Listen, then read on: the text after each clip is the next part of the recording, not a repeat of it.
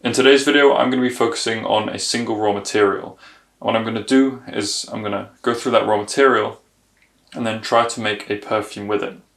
So this is something that I found sitting on the back of my shelf, and it's a very small sample of coffee bean absolute, which Sarah McCartney kind of gave to me last time I visited her. Now, I haven't actually already gone and smelled this yet. Yes, I've gone and smelled it out of the bottle, but I haven't done a proper perfumery evaluation and ever tried to use it in anything.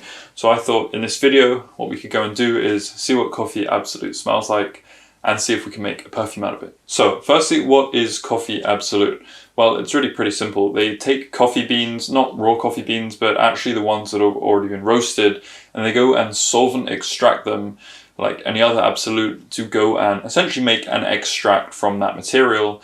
And that's an extract that smells nice and you can use it in your perfumes. So the first step before going to try to make a perfume out of this was to actually go and make my standard 10% dilution. And that firstly is for evaluation purposes, to actually get a proper idea of what this thing smells like. And then secondly, this is probably what we're going to be using to actually go and blend our test perfume with. So I went and made my 10% dilution, and this stuff was a thick kind of brown gunky paste. So I got it out with a spatula. And it actually did take a little bit of a while to dissolve. I had to shake it quite a bit and add a little bit of heat, but in the end it dissolved just fine. So I've got my 10% dilution right here. And if you look at it in the light, I can't really show you on the camera, but it looks like kind of a dark brown liquid, which means it is going to give some kind of color to your perfumes. And it's also got very tiny little bits of sediment inside of it. And that just essentially is when, during the raw material extraction, some of the plant matter, in this case the coffee bean, gets left in the absolute. So all that means is if you go to make a perfume with it, just make sure you filter it to make sure there aren't any little bits floating around in your perfume.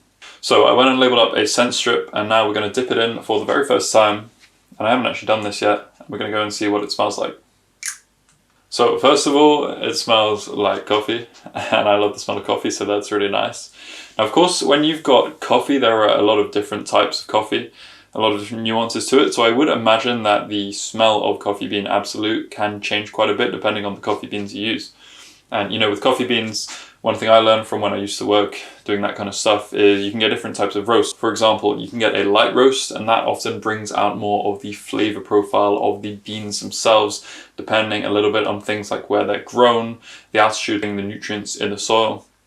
On the other hand, you can do a dark roast, and that more focuses on the kind of caramelized smells you get just from pretty much incinerating the coffee beans. So you get less of the unique flavor to the beans, but you get more of the kind of, let's say, caramelized, dark kind of burned smells. So, you know, it depends on your taste which one you like more.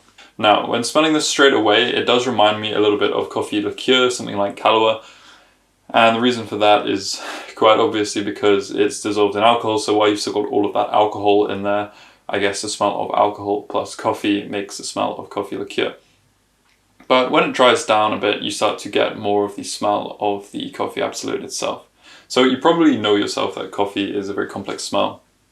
And this is no different. So it firstly has a lot of dark facets, kind of dark, roasted, slightly burned smells to it. And it's kind of in a little bit of a woody direction as well. It's got a lot of nutty elements to it, not like a strong smell of nut, but kind of nutty smelling smells, if that makes sense.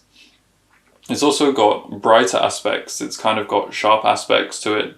It's got slightly grassy aspects, and it also has kind of similar notes inside of it to something like cocoa. Now, it's also got a little bit of a kind of farmyard or slight animalic smell, so it's a little bit rustic in that direction as well.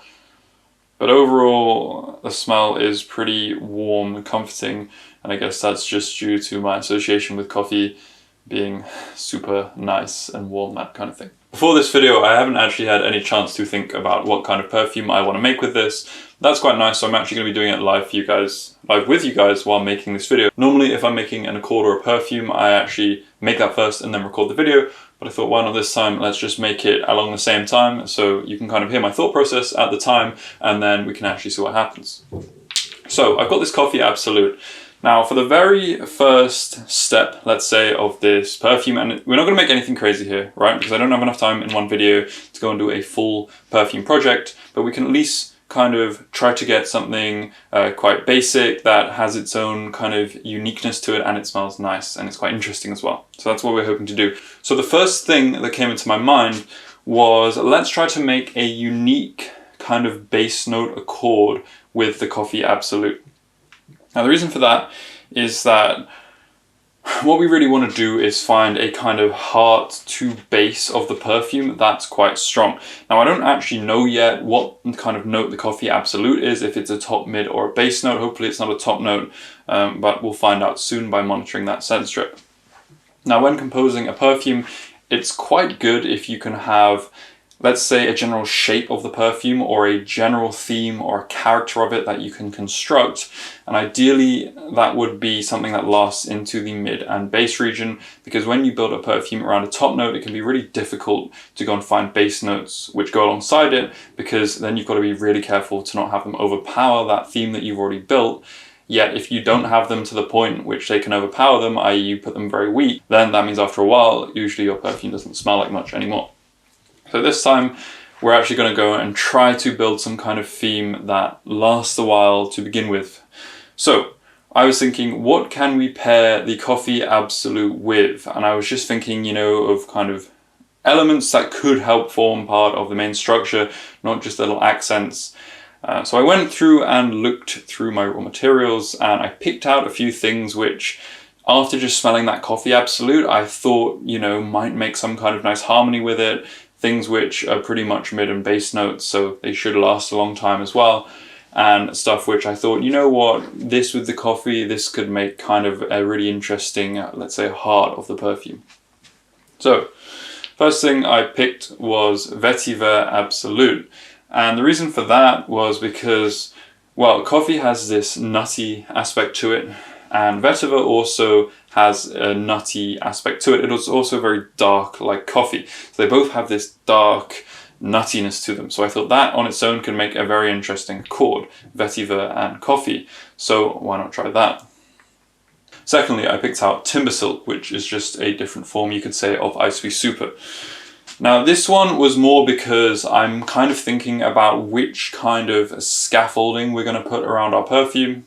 So which kind of things for, let's just say, structure and support we're going to use.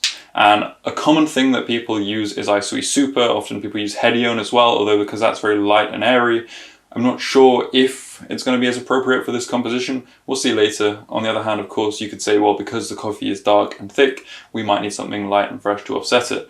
But Timber Silk would probably be, or let's say Ice Super would probably be your natural first point of call to think for this kind of thing. However, I find that just because people usually shove Ice Super into everything doesn't mean you necessarily have to do it. There are lots of other things you can use.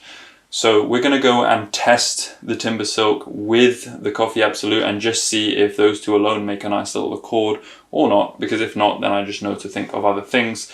And why am I using Timber Silk instead of standard Ice Super? It's just because it's my preferred one. To me, to my nose, it just smells a lot more velvety, a lot more luxurious and a lot nicer. Next then, I was looking for a musk. Now, when it comes to musks, there are a few things to think about, but one thing I generally go is a little bit off of intuition of just the feeling of the musk. So I knew in this example, I didn't want something very thick like Ambretolide, which was going to kind of choke out the whole perfume, or choke you out when you smell it, especially given that the coffee has already got a thickness to it. On the other hand, I didn't really want a kind of bright, like apple or pine kind of, fresher top note musk, something like Edenolide, because I just didn't really think that would fit the vibe of this composition. Then on the other hand, I also didn't want a kind of hot ironing musk, something like Habanolide. Even though I really like Habanolide, I thought, I've used it a lot recently and I don't know if hot ironing is necessarily what I want for this composition. Not to say that Habanolide wouldn't go with Coffee Absolute, it's just more that in this moment in time, I thought I wanted to do something a bit different. So something that I haven't used much recently and I think could fit very well is Romandolide. So I thought, why don't we go and try that musk first? If it doesn't work, then we can go and look for something else. Next, I saw one of my favorite raw materials, and this one is Oakwood Absolute. And when I saw that, I just instantly thought this could pair very well with coffee. So firstly, that kind of boozy note, that coffee liqueur note that you get initially, that would pair very well with Oakwood Absolute, because that also gives you kind of like a casked rum or whiskey or casked kind of wine kind of smell when you first put it on, because it's again that alcohol mixed with the oak, which is essentially what they mature a lot of these drinks inside of. But then, as well as that, you've got these warm, dark, woody elements, which I just love the smell of it. Honestly, it's my favorite woody raw material. And I just really thought it would fit that kind of cozy vibe that could go really nicely with the Coffee Absolute. So I thought, why not try that? The final thing which I picked out of my cupboard was the Oud Maleki. And I talked about this in my oud video, which I did a while back. Now, this particular oud base is very dark and animalic, and I actually thought that those elements could pair well with the coffee bean because it also has dark and animalic facets to it. So I thought maybe these two would come together to make a really nice accord. And if you remember from my oud video, I didn't actually love the Oud Maleki at the time, but I do think that potentially in combination with the coffee bean, maybe that's just what it needs to kind of balance it out, and they could actually make a nice combination together. So what I'm going to do is I'm going to go and take those and put them on scent strips, and also dip a scent strip of the Coffee Absolute at the same time. And then I'm going to leave those out next to each other for a few hours, and then I'm going to come back and smell them once we've kind of got a bit further into that mid-note region, and just see what they smell like together. So I'm going to try each one in combination with the Coffee Absolute and, you know, see which ones make a nice accord with it when smelling those together. Right, so I just got back from the gym and these scent strips have been sitting there for about 6 hours now. So this is the Coffee Absolute again. I'm going to smell it, let you know how it changed. So now it's dried down, it smells a lot closer to old coffee grounds. It's not as rich as it was to begin with. It doesn't have the boozy element or kind of the alcoholic liqueur element, but obviously that's going to be expected when the alcohol's gone. But it's a bit thinner. It's not quite so thick. And I would also say the animalic side that I was getting from it before has gone. This time it's a lot more of just a pure kind of coffee scent. It's still got a bit of nuttiness to it, but it hasn't really got a woody side. And I wouldn't say it's necessarily quite as dark. So what I'm going to do is we're now going to take the other scent strips and we're going to put them with this and, you know, see if any of them make a nice combination. So firstly, I've got the Romandolide here, which is a musk. And actually I can't really smell this one that well on the scent strip. Probably what I need to do is go back and practice smelling Romandolide some more. I know that sounds funny, practice smelling something, but I do find with some of these musks, they can be quite subtle and hard to smell, especially when like this, you got to dilute it down to 10%. So I don't really think there's any point of putting this in if I can't particularly smell it properly right now, because I'm just not going to know what it's doing in the perfume. So I need to go back, go over it, and maybe come back to it in the future. Right, so next I have this Timber Silk here. So it's kind of like a woody amber smell. If you do perfumery, you'll probably get very used to this smell. So let's see what that smells like together with the Coffee Absolute. So that's very interesting. So those two actually blend together very well, as in they marry up nicely. What I can really smell is coffee, but now it's just been, let's say, made more elegant, and you've just got a lot of these nice smooth woody amber kind of elements coming through to it. And yeah, those two actually work quite well together, actually more than I thought they would. So that's good to know. This could definitely work. Right, so next here I've got the Oakwood Absolute. So both of these two are kind of dark brown. Now these two, okay, that's very interesting. So these two, I do think they work together, and I can definitely smell both the coffee and the oak. And what the oak does is it really gives you this kind of luxurious vibe. In this context, it gives a smoothness, a sweetness, a slight milkiness. And it's really a richness. It really makes the coffee a bit less dark. Actually, I think it brightens it up a bit. And yeah, these two work nicely together. Next, I've got the Vetiver Absolute. So alone, this smells, well, it smells like vetiver. It smells a bit rooty, a bit nutty. And when I put it together, so this one actually, the vetiver seems to dominate the coffee a little bit. And if I smell it with it a bit further away, I don't think these two naturally fit quite as well. So they both share similar elements, and it's not like the two couldn't work together, but it's more, in my opinion, they are both pushing the same elements maybe too far. So there's nothing wrong with it, but if you put them in both, especially at a strong level, you're going to have quite an extreme smelling perfume. So to me, they both emphasize each other's kind of darker, let's say more nutty, kind of grassy elements. What it smells like is very rustic, and while that is not a problem, in a certain type of perfume, I can imagine you having a fougere, a very kind of rugged fougere, maybe built around something like this. It's not necessarily, I think, where we'll go with this perfume, especially after smelling the last two. I think it would be nice to explore that slightly sweeter, more gourmand, richer direction. Right, so here I've got the Oud Maleki, and this stuff is pretty damn strong. So I'm going to smell it a little bit further away than the coffee. And I think they sit together fine, actually. But I wouldn't say the combination is as nice as with the Timber Silk or the Oakwood. It definitely does smell better than the Vetiver did, though, or not necessarily better, but I think more towards the kind of composition that I think we're gonna go towards, as in, it does smell a bit more velvety, and I do feel like maybe just a trace of this could work, but it really would have to be just a trace. And I do still think it could kind of go and fill in gaps for us. Now, also between recording, I had a few more ideas for things which I thought could fit in, so I also went and dipped those on some scent strips.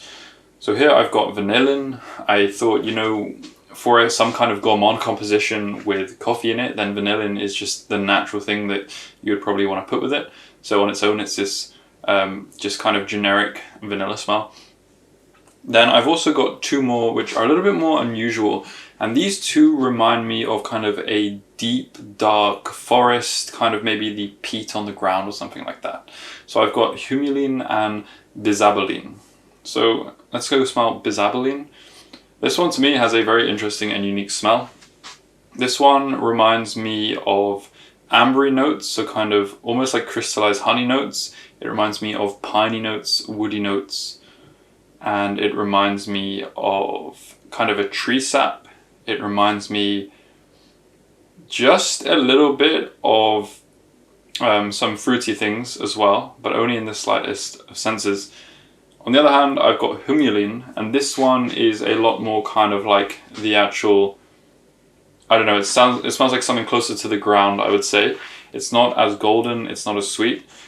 This one is more kind of deep, dark, grassy, kind of natural smell. It also smells a little bit like cypriol oil, which is something that's often used with oud. So I've got the Coffee Absolute here again. So firstly with the vanillin. These two work quite well together. It's nothing spectacular. It reminds me a little bit of coffee cake, which kind of makes sense because you probably got vanilla and coffee in that. But I think vanillin is definitely something that we could use in this structure, just in the base to kind of help provide our general sweetness and gourmandness, but I wouldn't want to push it too hard because I don't necessarily want to go for a coffee and vanilla accord in this. I just think it's going to work as part of the structure. Next, then the humulene. Now that one seems to overpower the coffee quite a lot. And it does a very similar thing actually to the vetiver. It kind of goes and emphasizes a lot those very rustic, grassy elements in the coffee. Now again, I don't think this is necessarily a bad thing. It's just I don't know if that's the direction we want to go in with the perfume. So maybe we don't add it. Finally then, I've got the bisabolene. And what do these two smell like? Now, as much as I thought this could be quite a cool pick, when I go and smell these together, they actually seem to cancel out each other's smell a little bit. Certainly doesn't create any kind of amazing accords. So for simplicity's sake, we'll probably not go and use this in the formula, because when we're making our trial formula for the perfume, we definitely don't want to go and shove too much stuff in it, because if it doesn't smell right, we're not going to quite know why. And if we're already smelling things just in pairs that don't necessarily combine so well, we're just opening ourselves up to opportunities for the whole thing to go badly.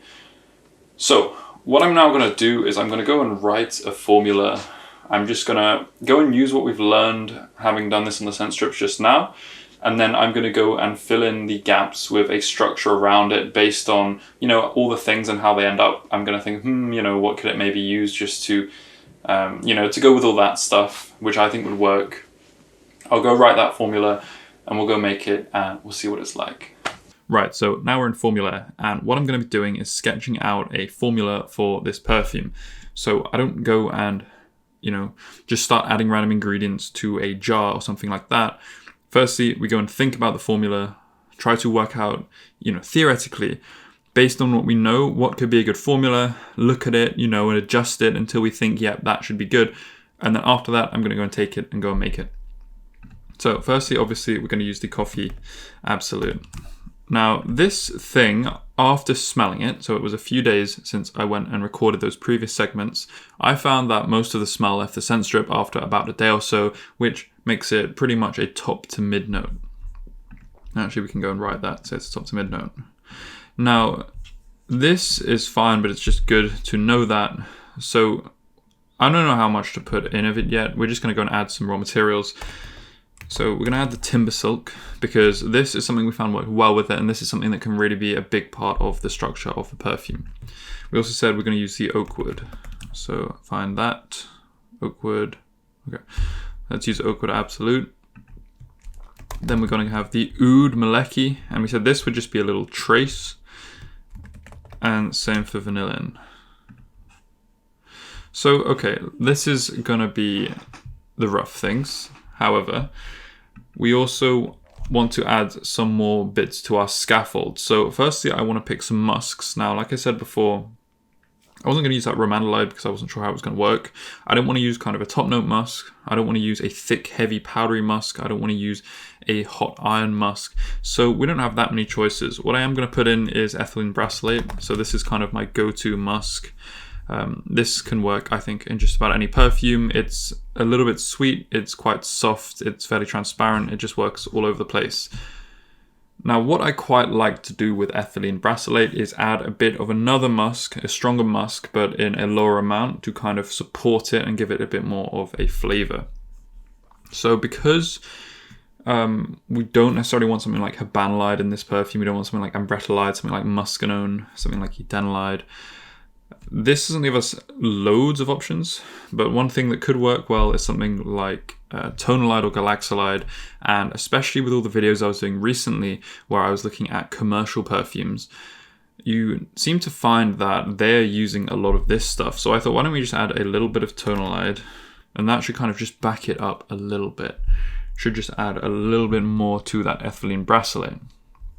Now, because we are using timber silk, it seems like we're going to go in a bit of a woody amber direction. So as well as just having some musk, I thought we could go in the woody ambers, and those are kind of usually mid to base notes. So this, again, will help us back up our structure. And we're using kind of some of the, let's say, quite expansive ones that are a little bit softer, that allow us to put quite a fair amount of them to kind of scaffold out and pad out the structure of the perfume. So I think in this case, we're going to use Amberwood F. This one is also known as Bois-Embrun Fort. I think it's Bois-Embrun. I don't know how you say that. Bois-Embrun Fort, something like that. And then we got Z1110 MIP. I don't know why it's called that. It's a weird name. This is one I haven't actually used that much. It'd be interesting to see how it goes in this formula. So let's have a look at the kind of structure we can create out of this. So we're either going to make a 1 or 5 gram trial depending on how the numbers come out.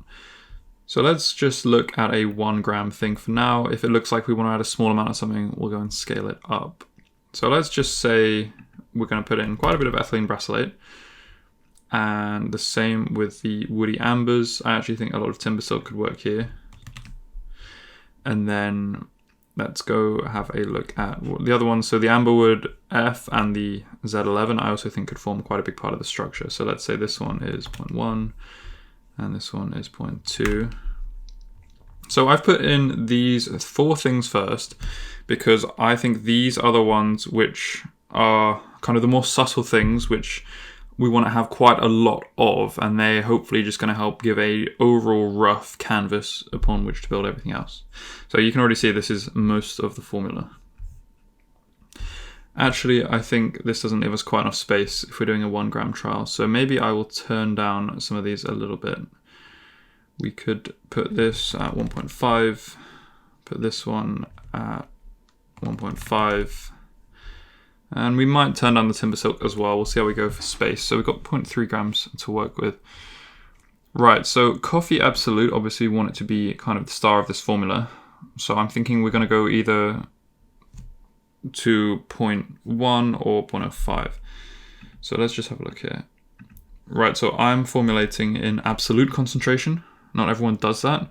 That's how I like to formulate. So if you look at these little percentages on the side, when we have 1 gram in the formula, we're going to be having a 10% concentration total.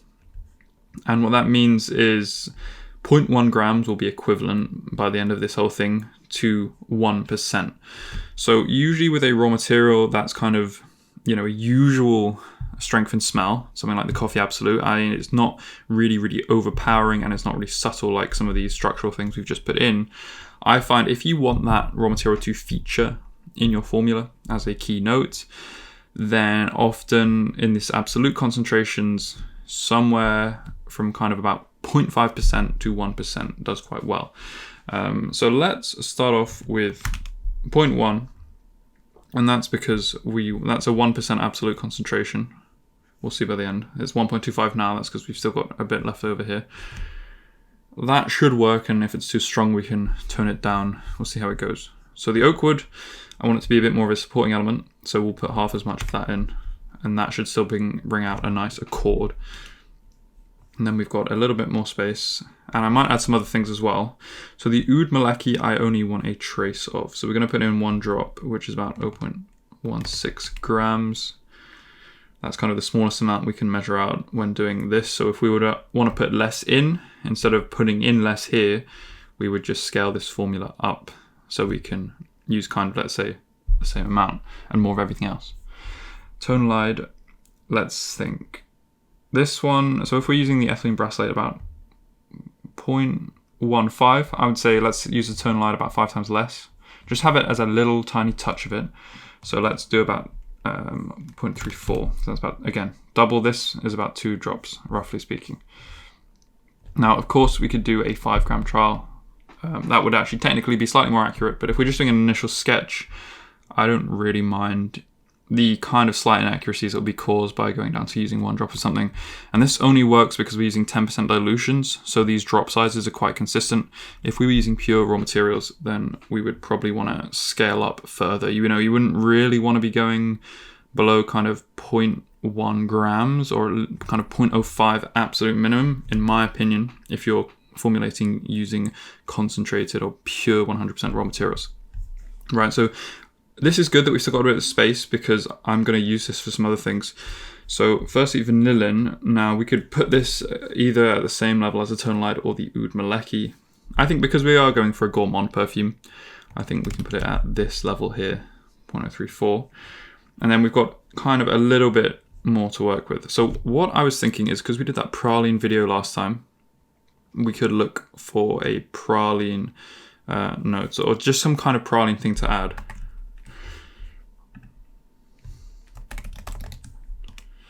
So if I go back to last time and we look at the praline accord, now I don't want to put in the almond notes quite in this because I don't necessarily want to go for an almond coffee. So we've already got vanillin. So what I'm thinking is maybe we could just add some caramel acetate and some coumarin, potentially even some homofuranil into the formula. So rather than actually adding in the praline accord, we're kind of creating some version of the praline accord in situ, as they call it, so in the context of the perfume. We're not making it separately as a base and then adding it. We're just going to be creating that chord spontaneously, you could say, inside the perfume. And because you got to remember, this is a base because it's written out as a formula with specific quantities. But the praline accord, what it actually means to be an accord, simply is that we've got this combination that gives the effect of praline. So by having certain elements of this in our perfume, we will still be creating that accord in our perfume without using the base. So let's go back to the coffee one. So let's add some coumarin and some caramel acetates. So I will go and add something like 0.34 of each, and then later on we can go and adjust it. So we've got a bit too much Let's make it out nicely to 1 gram. There we go. So that is the trial formula. I'm now going to go and make that formula at my workstation, and then I will let you guys know what it smells like. Right, so I've got our formula right here. Just went and made it up. And I dipped this scent strip in about an hour ago, so it's had a chance to dry down a little bit. And I think it actually smells pretty good. It's pretty nice.